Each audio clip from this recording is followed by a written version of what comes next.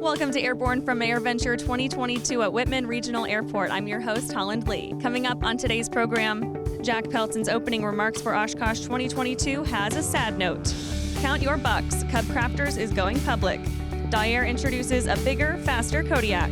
These stories and more coming up on this AirVenture 2022 special edition of Airborne Unlimited. EAA Boss Jack Pelton started off the week at AirVenture with some sad news, the passing of former EAA President Tom Poberezny.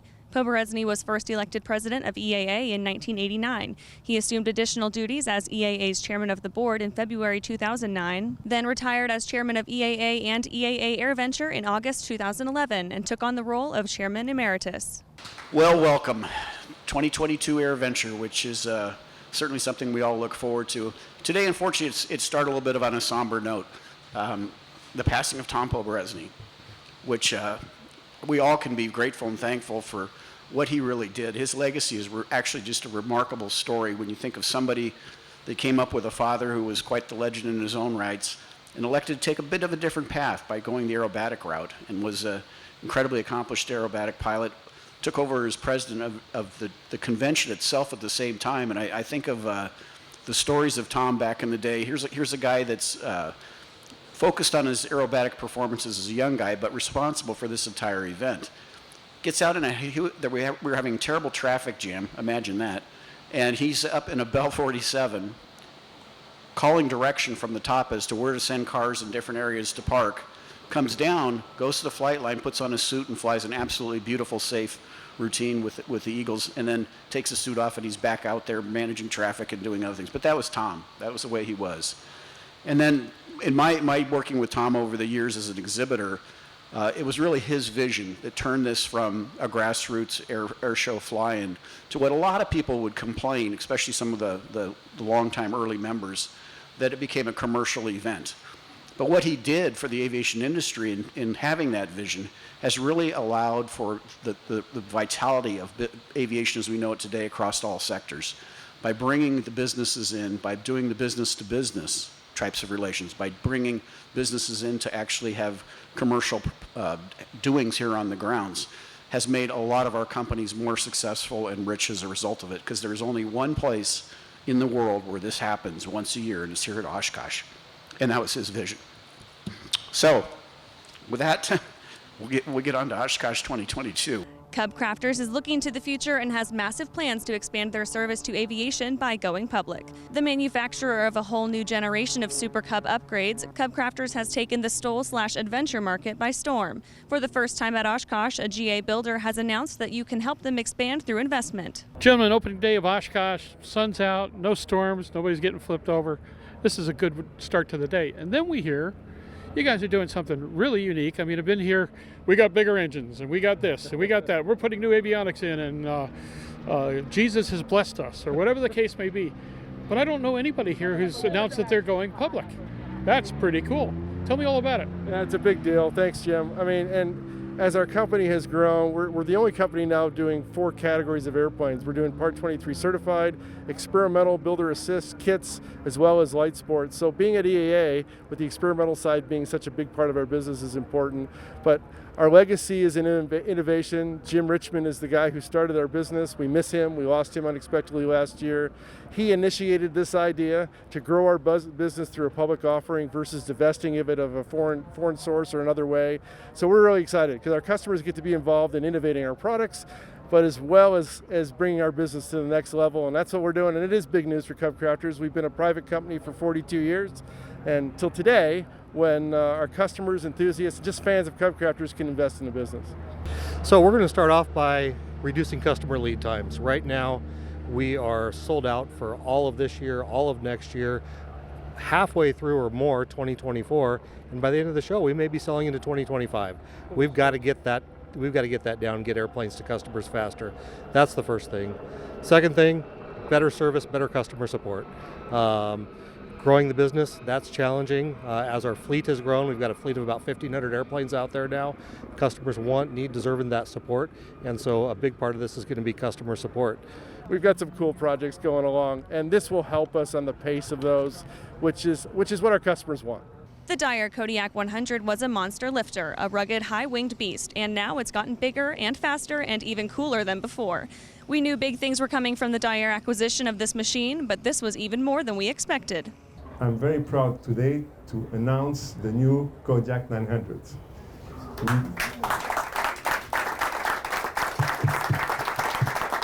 It's always a lot of emotion to have a new baby, and you will see it outside. It's a fantastic baby, it's a fantastic cabin, but I think that I'm going to hand the mic to Nicolas, who is going to explain in details what is this new Kodiak 900 with the same idea that we did on the TBM 900 series. Well, how exciting it is to be here at Oshkosh and to introduce this new sister aircraft to the Kodiak family, the new Kodiak 900. This is a fabulous aircraft that is going to go way faster than its sister aircraft, the K100, but also any of the competition that is available out there. We are capable of max cruise of 210 knots, and that's on its own is setting the bar and basically getting this aircraft in its own category. We continue to improve the product, listening to our customers, making sure that we don't miss anything that they say. So we have a single port of refueling, which I can tell you is extremely handy. And on our flight over to Oshkosh, we stopped at one place, and it was absolutely essential that we had the single port of refueling feature on the aircraft. We can't just look at the future and say, we'll do something better later. We have to today make sure that whatever we come out as a new product, we are going to do it, in a more efficient way. We basically are doing the same range as the Kodiak 100 on the Kodiak 900 with a much faster speed of 210 knots. We're able to carry more. It's an impressive, useful load of 3,600 pounds, and I can tell you that seeing the airplane full of people, full of luggage, and taking the picture of the luggage on the ground, you say, holy crap, this is big. We also have the excitement to show here at Oshkosh for the first appearance, the TBM 960, but there is a big news. It is a product that is FAA certified. Guess what? The other big news is this baby here is also certified.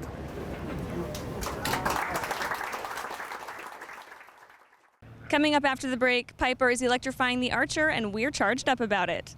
The E1000GX is the most powerful single-engine airplane that a pilot can get their hands on today. E1000GX takes what was already a great airplane and makes it even better. With the addition of the Hartzell 5-blade composite propeller and the Garmin GFC 700 autopilot, we've really helped to simplify the pilot operations. It's so easy to fly and so smooth. It gives an airline ride to your passengers.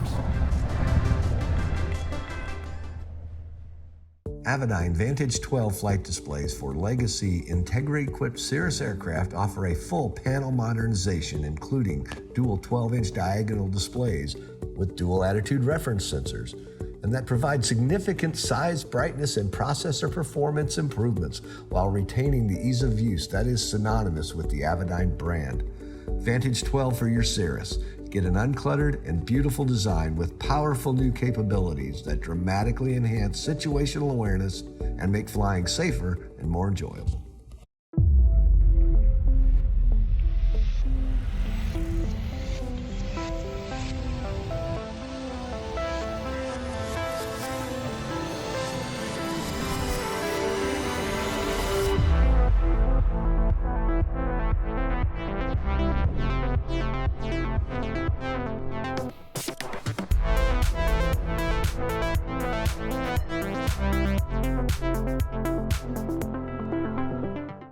Welcome back to Airborne Unlimited, coming to you from EAA AirVenture in Oshkosh, Wisconsin. If you've seen something especially cool around Oshkosh today, let us know on social media with hashtag Osh22Cool. Piper has entered into an agreement with international training powerhouse CAE to STC a modification that would electrify the Piper Archer, and CAE is going to modify a bunch to start. Gentlemen, first day of Oshkosh 2022. The storms are behind us. It's blue skies. There's nothing that could go wrong now because Piper is going electric. Tell me all about it. wonderful announcement. If you were at Farnborough last week, you'll see there was an announcement there. This is actually the second announcement that we're making in association with CAE. Could not have a better partner than CAE. You know, we're going to be electrifying an aircraft, something that we've been working on for a long time, and I think you're going to see us taking the leadership role. You're seeing the announcements of it, and that was going to continue. But we're typically tight-lipped, as you know, about what we're working on. So the announcements that were made are well thought out, so to say. Can you give us any kind of clue as to the specs you're shooting for in regards to the operational capabilities of an eArcher? It's going to be dependent on where CAE wants to go with, and Safran is the partner with the motor, H55 is the partner with the batteries. Obviously what we're going to be looking for is an aircraft with at least an hour duration in the practice area, 30 minutes reserve. With a fleet like CAE, it's perfect because when you have that many airplanes, you'll have about 75% of the aircraft dedicated with that capability. For electrified, for cross-country work, about 25%. So again, to the students, it's going to be a normal syllabus, if you will. The first several lessons will be in the pattern, out to the traffic area. When it's time for cross-country, you'll get back into an avgas-powered aircraft. It's going to be fascinating to see how that develops, especially with CAE, who, let's face it, has a fair amount of chops in the flight training industry. So where they go, many will follow. I think what I said earlier was 1 + 1 = 3 in this case. Piper and CAE together, you probably could not have a better partnership in this endeavor. The Titan Aircraft / Scalewings SW-51 partnership is off to a roaring start as the SW-51 makes its first appearance here in the States. Christian, opening day of Oshkosh, there's a lot of people arriving at the field of dreams, so to speak, with expectations that they want to see this and they got to see that and do this and do that. But there are a tremendous amount of people who have come here to see the replica Mustang done in carbon fiber. So how's it feel to finally make it here? Oh, it's huge. For all of us, I mean, the team has been working so hard over all the years, from the very beginning, including when Hans set the whole thing off. It's so much work. We've taken so many extra miles to get to this point, and you will see it. I mean, the aircraft is really a winner, and it's great to have finally brought it home to the US, where this design originally comes from. We're very happy with the result, and we're extremely honored to be here and to see all those smiling faces of the US audience, and even a bigger privilege to be flying this beauty this afternoon in front of everyone. Yeah. What kind of comments are you getting from the people seeing it? Well, they're amazed, especially when you tell them it's a full carbon composite, because they see that the proportions are very exact and they see it's a Mustang, but when you tell them then it's full carbon composite, they're like, whoa, they didn't expect that, because we have these more than 100,000 details, every rivet, every screw on the exact same location like the original Mustang, just scaled down, and that's never been done before in an aviation, as far as I know. It took a little bit to get the airplane here. Tell me about that trip. Oh yeah. Well, we only had about 3 months to plan the whole show, and not to take any chances on the current sea freight logistics. We put it on a 747 cargo last week. It arrived here just on time to Fond du Lac, where we assembled it and did some calibration flights, and then flew it over on Friday morning, and that was great. So yeah, it actually flew in by itself, but crossed the Atlantic on a 747. And now it's all set, put together, and legal here to fly in the United States. Absolutely, yeah. We received a special flight authorization from the FAA, and that allows us to fly it here in a certain window. Well, Christian, it's good to see you again. We're so pleased to have you here in the U.S., especially at Oshkosh. And somewhere down the line, I've got to fly your airplane. Absolutely. Thank you very much, Jim, for your time. Thanks. The Stratos 716X program is hitting all its targets for capability and performance. This 41,000-foot, 380-knot Screamer is getting ready to start its first run of builder-assisted kits. Opening day, Oshkosh 2022. Boy, are we glad to be here after all the storms from a few days ago. But let's get to the exciting stuff. The Stratos 716X program, we have updated with you all last year, but there's been a lot of progress made over 2022. Tell us what's happening with the 716 X-ray program. We finally got the initial test flights out of the way with the 716. We've set certain test parameters, as we did with the 714, which was a proof of concept airplane. The 716 has now hit multiple milestones, including most recently 41,000 foot service ceiling, up to 360 knots up there. Our goal is to reach 380 knots at 41,000, which is going to be achievable through some minor drag reduction modifications, some adjustments to the engine exhaust nozzle, things of that nature. But the takeoff, climb, cruise, and service ceiling performance parameters have all been met at different levels, and we're very pleased with all that. The airplane has been unbelievably reliable. There have been no major issues whatsoever, which is surprising with an airplane that new. We've had nothing but favorable comments from the test pilots. We've had multiple aviation enthusiasts with great experience in home builds, including turboprops and things of that nature, that have looked at it, and it's an amazing achievement to do what the team has done. The goal is we've got the first 2 serial numbers spoken for. The goal is to at least get 5 orders ultimately, but they'll have to be purchasers will have to be vetted to make sure they're in agreement with our strategy. We're not going to be mass producing these for a while, but the prototype is built to standards that will equate to a certified airplane in the future. The experimentals will never be certified themselves, but the test bed will lead to a certified aircraft. So it's an amazing accomplishment. We couldn't be more pleased with where we are now. As anybody that's familiar with this type of operation knows, there's a lot of room for errors and even serious problems we've managed to avoid through planning, preparation, communication, and pretty strong management.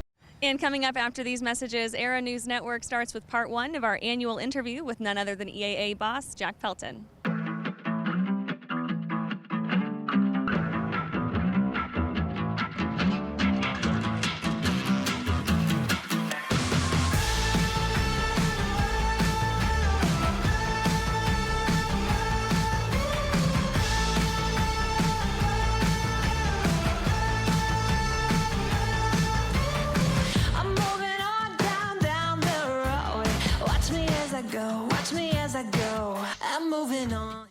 Throughout the globe, Piper Aircraft has hand-selected the very best in company representation, service, and support. From first inquiry to acquisition to product support, Piper Aircraft ownership is seamless and worry-free. Piper Aircraft authorized dealers, factory trained, factory connected.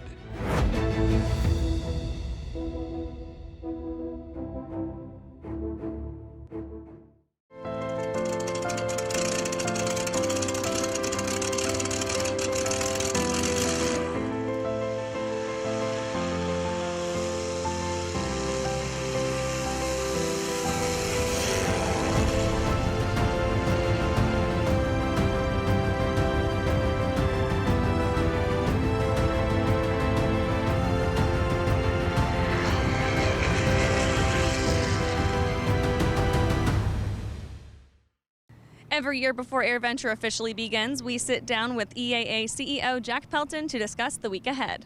In our first segment with Jack, Jim invites Jack to talk about his expectations for AirVenture 2022 and his advice to first-time Oshkosh visitors. What are the things right now that you think are primary about AirVenture 2022? I think if you look at the show from the macro standpoint, we're really back big time with the forums and workshops. So the last year we trimmed them back a little bit. One, the presenters didn't want to come because they were still people who were concerned, and we didn't want to overcrowd things. We're now 30% more forums and workshops than last year. Excellent. We're close to 1,400. So there's going to be a lot for people to do, to learn, and to participate in, which is a big part of our mission during the week. Will there be time to go look at airplanes? You know, Jim, a week's not long enough. And when you're working, this will be should have been my 10th AirVenture that I've been in charge, but it's my 9th because we took that little time out.